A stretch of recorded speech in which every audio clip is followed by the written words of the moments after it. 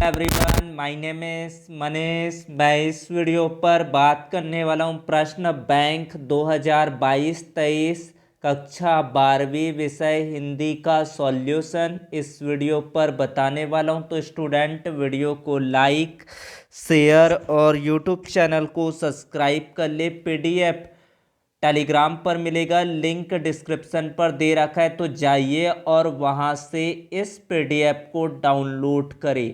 अब से आपको प्रश्न बैंक का पूरा सॉल्यूशन मिलने वाला है, तो चैनल को सब्सक्राइब जरूर कर ले। दोस्तों में चैनल को आप लोग शेयर कीजिए ताकि ज़्यादा से ज़्यादा बच्चों तक यह वीडियो पहुंच सके। तो प्रश्न क्रमांक पहला, निम्नलिखित अपठित गद्यांश को पढ़कर नीचे लिखे हुए प्रश्नों के उत्तर लिखिए। तो यहाँ पर दुख के वर्ग में जो स्थान भय का है वही स्थान आनंद वर्ग में उत्साह का है। भय में हम प्रस्तुत कठिन स्थिति के नियम से विशेष रूप में दुखी और कभी कभी उस स्थिति से अपने को दूर रखने के लिए प्रयत्नवान भी होते हैं। उत्साह में हम आने वाली कठिन स्थिति के भीतर उत्साह के अवसर के निश्चय द्वारा प्रस्तुत कर्म सुख की उमंग से अवश्य प्रयत्नवान होते हैं। उत्साह से कष्ट या हानि सहने की दृढ़ता के साथ साथ कर्म में प्रवृत्ति होने के आनंद का योग रहता है। साहसपूर्ण आनंद की उमंग का नाम क्या है? उत्साह। कर्म सौंदर्य के उपासक ही सच्चे उत्साही कहलाते हैं। उसके बाद आपका आगे लिखा हुआ है, जिन कर्मों में किसी प्रकार की कष्ट या हानि सहने का साहस अपेक्षित होता है उन सबके प्रति उत्कंठापूर्ण आनंद उत्साह के अंतर्गत लिया जाता है। कष्ट या हानि के भेद के अनुसार उत्साह के भी भेद हो जाते। साहित्य में मीमांसकों ने इस दृष्टि से युद्धवीर, दानवीर, दयावीर इत्यादि भेद किए। इनमें सबसे प्राचीन और प्रधान युद्धवीरता है, जिसमें आघात, पीड़ा, क्या मृत्यु तक की परवाह नहीं रहती है। इसी प्रकार वीरता का प्रयोजन अत्यंत प्राचीन काल से पड़ता चला आ रहा है, जिसमें साहस और प्रयत्न दोनों चरम उत्कर्ष पर पहुंचते हैं। केवल कष्ट या पीड़ा सहन से साहस में भी उत्साह का स्वरूप स्फुरित नहीं होता है। उसके साथ आनंदपूर्ण प्रयत्न या उसकी उत्कंठता होनी चाहिए। बिना बेहोश हुए भारी फोड़ा चिराने को तैयार होना साहस कहा जाएगा, पर उत्साह नहीं।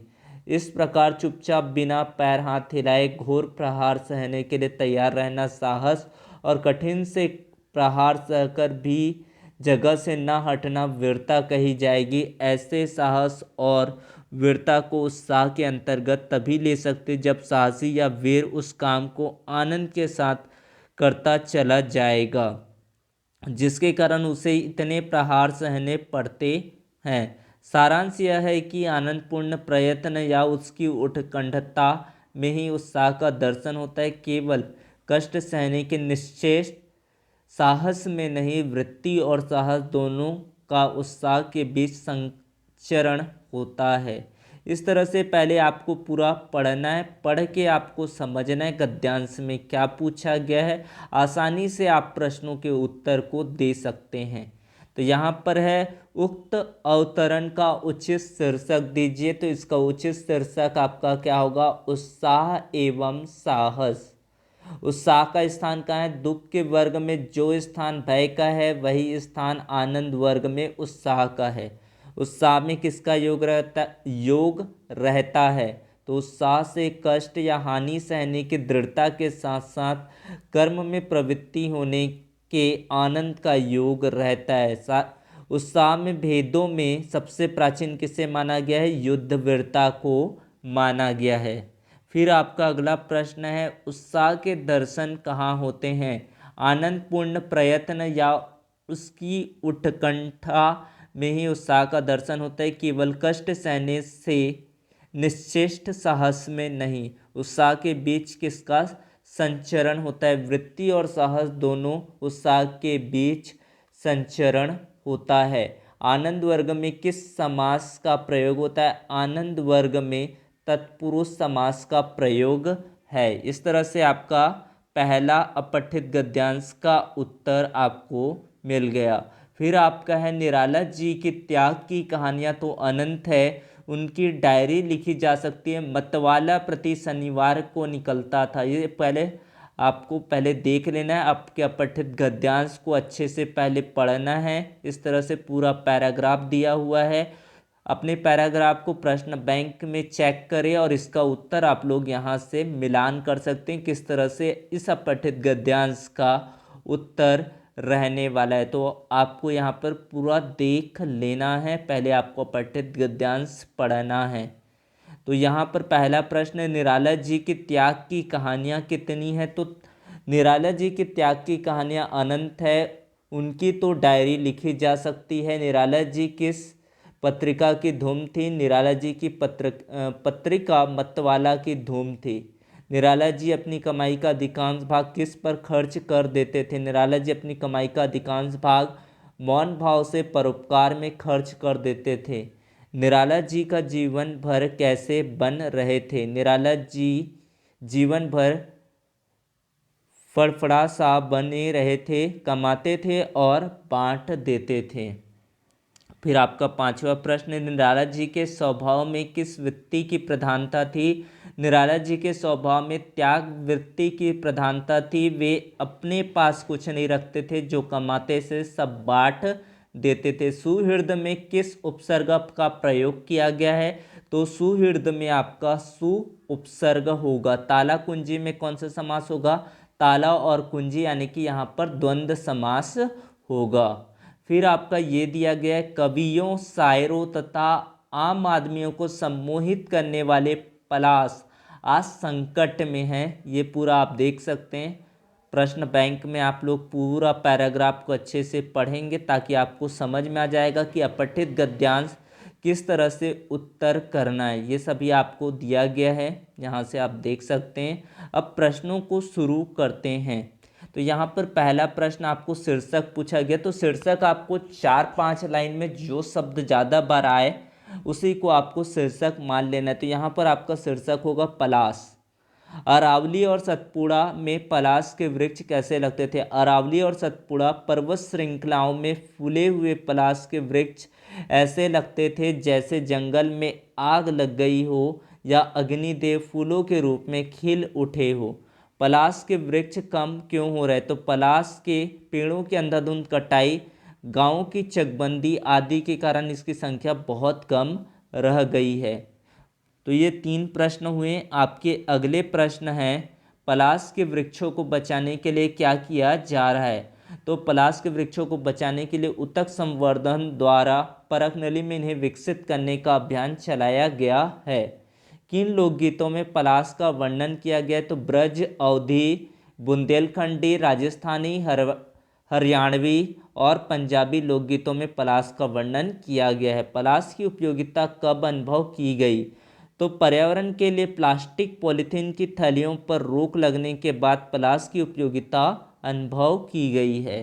तो इस तरह से आपका 3 अपठित गद्यांश इस पर करा दिया गया। फिर आपका चौथा देखते हैं, भारत के संविधान में सभी को उन्नति के बराबर अवसर देने की बात कही गई है। तो इस पूरे संविधान को आपको पढ़ना है।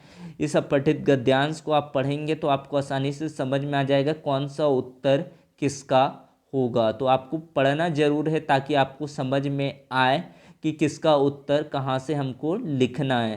तो इस तरह से आपको छोटा सा ये पैराग्राफ दिया गया, अपठित गद्यांश है, उसको पहले पढ़ लेना है। तो यहाँ पर बात करते हैं उचित शीर्षक बताना है। तो उस शीर्षक आपको ढूंढोगे तो आपको आसानी से मिल जाएगा। तो यहाँ पर आपको संविधान की बात कहा गया, भारत में संविधान, तो भारत के संविधान आ जाएगा आपका उचित शीर्षक। आपातकाल में हमारे संविधान किस बात को जोड़ा? आपातकाल में संविधान में समाजवाद लाने की बात भी जोड़ी गई है।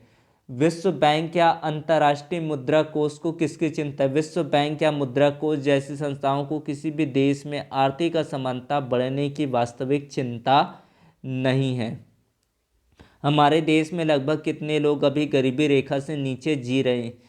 इस देश में अभी तक लगभग 40 करोड़ लोग ऐसे हैं जो गरीबी की हालत में जी रहे हैं। फिर आपका भारत की गरीबी की तुलना किससे की जाती है? तो भारत की बदनामी इतनी ज़्यादा है कि उसकी तुलना अफ्रीका के बेहद ही गरीब देशों से की जाती है। आर्थिक असमानता किससे मदद कर रही है? तो आर्थिक असमानता ही वह पहली सीढ़ी है जो व्यक्ति को सामाजिक समानता की ओर ले जा सकती है। भारत के संविधान में क्या बात कही गई? तो भारत के संविधान में सभी को उन्नति के बराबर अवसर देने की बात कही है।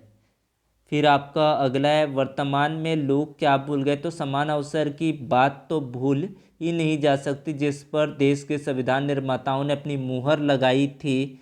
इस बुनियादी बात को तो लोग भूले हुए हैं। किसी भी देश में आर्थिक असमानता संबंध किस रूप में कही जा सकती है? आज के औसत भारतीय परिवार सन 1991 के मुकाबले कितना अनाज कम खा रहे हैं? तो 100 किलोग्राम अनाज कम खा रहे हैं। देश की आज़ादी से पहले अकाल कहाँ पड़ा था? बंगाल में। याद रखेंगे, ये अपठित गद्यांश बहुत ही महत्वपूर्ण है। संयुक्त राष्ट्र मानव विकास रिपोर्ट में भारत किस स्थान पर है? तो 127वां 127 पोजीशन पर है आपका।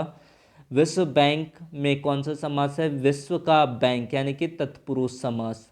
बेहद में कौन सा उपसर्ग होगा? तो बे उपसर्ग होगा। तो इस तरह से आपका 4 अपठित गद्यांशों का उत्तर इस भाग पर आपको बताया गया है। बचा हुआ अपठित गद्यांश और बाकी के प्रश्नों के उत्तर को अगले भाग पर आपको बताया जाएगा। तो चैनल को सब्सक्राइब जरूर कर ले। पहले का होगा भारत के संविधान।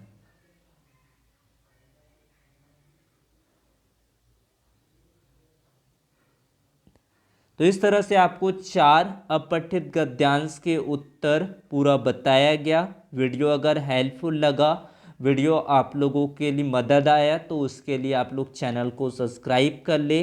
ज़्यादा से ज़्यादा लोगों तक वीडियो को देखने के लिए प्रेरित करें, ताकि ज़्यादा से ज़्यादा बच्चों की बोर्ड की अच्छे से तैयारी हो पाए।